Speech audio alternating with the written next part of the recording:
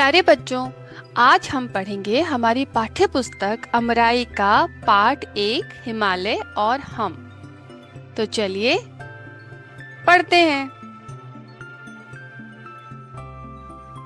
गिरिराज हिमालय से भारत का कुछ ऐसा ही नाता है। इतनी ऊंची इसकी चोटी की सकल धरती का ताज यही। पर्वत पहाड़ से भरी धरा पर केवल पर्वतराज यही।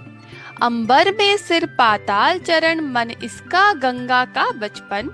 तन वरण वरण मुख निरावरण इसकी छाया में जो भी है वह मस्तक नहीं झुकाता है। गिरिराज हिमालय से भारत का कुछ ऐसा ही नाता है। अरुणोदय की पहली लाली इसको ही चूम निखर जाती। फिर संध्या की अंतिम लाली इस पर ही झूम बिखर जाती। इन शिखरों की माया ऐसी जैसे प्रभात संध्या वैसी। अमरों को फिर चिंता कैसी, इस धरती का हर लाल खुशी से उदय अस्त अपनाता है। गिरिराज हिमालय से भारत का कुछ ऐसा ही नाता है। हर संध्या को इसकी छाया सागर सी लंबी होती है। हर सुबह वही फिर गंगा की चादर सी लंबी होती है। इसकी छाया में रंग गहरा है, देश हरा प्रदेश हरा। हर मौसम है संदेश भरा। इसका पदतल छूने वाला वेदों की गाथा गाता है। गिरिराज हिमालय से भारत का कुछ ऐसा ही नाता है। जैसा यह अटल अडिग अविचल वैसे ही है भारतवासी। है अमर हिमालय धरती पर तो भारतवासी अविनाशी। कोई क्या हमको ललकारे, हम कभी न हिंसा से हारे। दुख देकर हमको क्या मारे, गंगा का जल जो भी पी ले वह दुख में भी मुस्काता है। गिरिराज हिमालय से भारत का कुछ ऐसा ही नाता है। टकराते हैं इससे बादल तो खुद पानी हो जाते हैं। तूफान चले आते हैं तो ठोकर खाकर सो जाते हैं। जब जब जनता को विपदा दी तब तब निकले लाखों गांधी। तलवारों सी टूटी आंधी इसकी छाया में तूफान चिरागों से शर्माता है। गिरिराज हिमालय से भारत का कुछ ऐसा ही नाता है। ये कविता लिखी है गोपाल सिंह नेपाली ने। तो चलिए समझते हैं इस कविता में क्या लिखा है। गिरिराज हिमालय से भारत का कुछ ऐसा ही नाता है। इतनी ऊंची इसकी चोटी की सकल धरती का ताज यही। चूंकि पहाड़ कैसे होते हैं, बिल्कुल ताज की शक्ल के, तो ये इतना ऊंचा है कि ऐसा लगता है जैसे ये धरती का ताज है। पर्वत पहाड़ से भरी धरा पर केवल पर्वतराज यही। जैसे हमारी धरती पर बहुत सारे पर्वत हैं, बहुत सारे पहाड़ हैं, लेकिन ये इतना ऊंचा है कि ऐसा लगता है जैसे ये पर्वतों का राजा है, पर्वतराज है।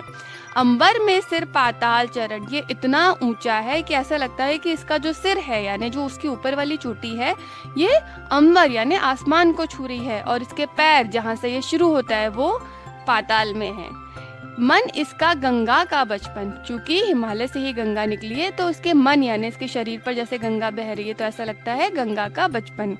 तन वरण वरण मुख निरावरण, तो ऐसा लग रहा है कि इसका जो तन वरण वरण मुख निरावरण इसकी छाया में जो भी है। तन वरण वरण मुख निरावरण मतलब चमकदार सफेद, कैसा है हमारा पूरा बर्फ से ढका हुआ है।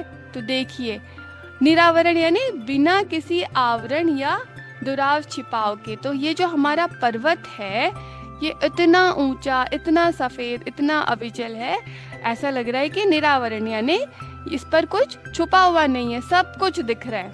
इसकी छाया में जो भी है वह मस्तक नहीं झुकाता है।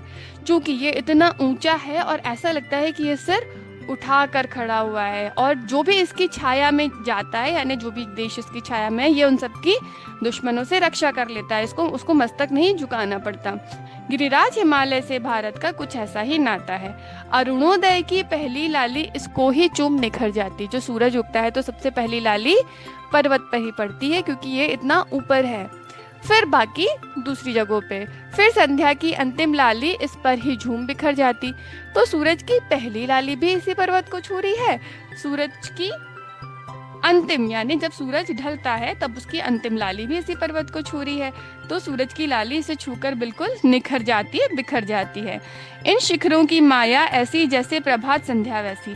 तो ये शिखर कुछ ऐसे लगते हैं कि जब सूरज उगता है और जब सूरज अस्त होता है बिल्कुल एक समान होता है।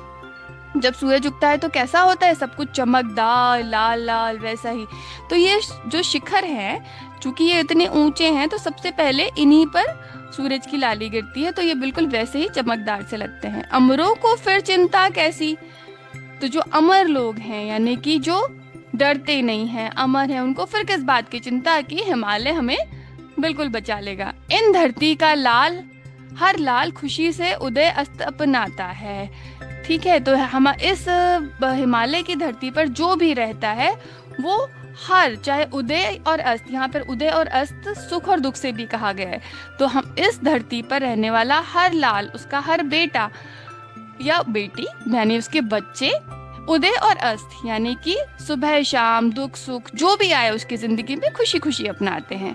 गिरिराज हिमालय से भारत का कुछ ऐसा ही नाता है, क्योंकि हम डरते नहीं हैं। हर संध्या को इसकी छाया सागर सी लंबी होती है। चूंकि ये हिमालय खुद इतना लंबा है तो इसकी छाया भी कितनी लंबी होगी, तो इसकी छाया ऐसी है जैसे सागर होता है, बहुत लंबी अनंत। हर सुबह फिर वही गंगा की चादर सी लंबी होती है।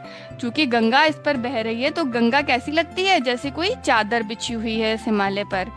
इसकी छाया में रंग गहरा है, देश हरा प्रदेश हरा। चूंकि हिमालय पर बहुत सारे पेड़ पौधे हैं, बहुत सारी जड़ी बूटियां हैं, तो ऐसा लगता है सब कुछ हरा हरा है, हरियाली है। हर मौसम है संदेश भरा, तो इसमें हर मौसम भी कुछ ना कुछ संदेश देता है। जैसे आप पिक्चर में देख सकते हैं, ये इस तरह से हरियाली सी हमें दिखती रहती है। हिमालय पर बहुत तरह के पेड़ हैं, बहुत तरह की जड़ी बूटियां हैं। इसका पदतल छूने वाला वेदों की गाथा गाता है, क्योंकि हमारा जो हिमालय है उसका वर्णन वेदों में भी लिखा हुआ है। तो इसका पदतल छूने वाला यानी कि इसके सानिध्य में जो भी रहता है वो इसकी गाथा वेदों में जरूर लिखता है। गिरिराज हिमालय से भारत का कुछ ऐसा ही नाता है। जैसा ये अटल अडिग अविचल वैसे ही हैं भारतवासी। हिमालय कैसा है, अटल है, अडिग है, ये कभी हिलता नहीं है, अपनी जगह पर टिक कर रहता है। तो भारतवासी कैसे हैं, हम भी वैसे हैं, अटल अडिग अविचल है। अमर हिमालय धरती पर तो भारतवासी अविनाशी। जैसे हिमालय अमर है यानी सालों साल सदियों से वैसा का वैसा ही है और आगे भी रहेगा, तो हम भारतवासी भी वैसे ही हैं, अविनाशी, यानी कोई हमारा विनाश नहीं कर सकता। कोई क्या हमको ललकारे, हम कभी ना हिंसा से हारे। हम भारतवासी कैसे हैं कि आगे से किसी को परेशान नहीं करते, लेकिन अगर कोई हमें ललकारता है तो हम पीछे भी नहीं हटते। हम हिंसा से कभी नहीं डरे, लेकिन हम हिंसा करना नहीं चाहते। लेकिन कोई हमारी धरती पर आंख उठाए तो हम उसे छोड़ेंगे भी नहीं। दुख देकर हमको क्या मारे, यानी कि हमें दुख देकर कोई नहीं मार सकता, हम कभी दुख से नहीं डरते। गंगा का जल जो भी पी ले वह दुख में भी मुस्काता है। जैसा हमें पता है कि जो गंगा है, हमारी जो पवित्र गंगा नदी है, उसका पानी जो भी पी ले उसको कभी दुख परेशान नहीं करता, वो हमेशा खुश रहता है और दुख में भी मुस्कुराता रहता है। गिरिराज हिमालय से भारत का कुछ ऐसा ही नाता है। टकराते हैं इससे बादल तो खुद पानी हो जाते हैं। तो हिमालय इतना बड़ा है, उससे जब बादल टकराते हैं तो क्या होता है, वर्षा होती है, जिसको ये लोग कह रहे हैं कि टकराते हैं इससे बादल तो खुद पानी हो जाते हैं। तूफान चले आते हैं तो ठोकर खाकर सो जाते हैं, यानी कि जो तेज तेज तूफान आते हैं तो हिमालय से टकराकर ढेर हो जाते हैं, आगे नहीं बढ़ पाते, इसलिए कहा गया है कि तो ठोकर खाकर सो जाते हैं। जब तब जनता को विपदा दी तब तब निकले लाखों गांधी, यानी कि जब भी दूसरे देश वालों ने हमें विपदा दी तो हमारे खुद के देश से लाखों गांधी निकले। तलवारों से टूटी आंधी इसकी छाया में, तो तलवारों से टूटी आंधी, हम इतने लोग तलवार लेकर निकल पड़े कि ऐसा लग रहा है कि तलवारों की आंधी आ गई है। इसकी छाया में तूफान चिरागों से शर्माता है। गिरिराज हिमालय से भारत का कुछ ऐसा ही नाता है, यानी कि जो तूफान आते हैं वो हिमाचल से टकराकर ढेर ढेर हो जाते हैं, और वो तूफान ऐसे लगते हैं कि चिराग हों, यानी कि बहुत छोटे लगते हैं। गिरिराज हिमालय से भारत का कुछ ऐसा ही नाता है। तो कैसी लगी कविता, समझ आई? अगर कुछ नहीं समझ आया हो तो आप मुझे कमेंट कर दीजिए, मैं आपको जरूर जवाब दूंगी।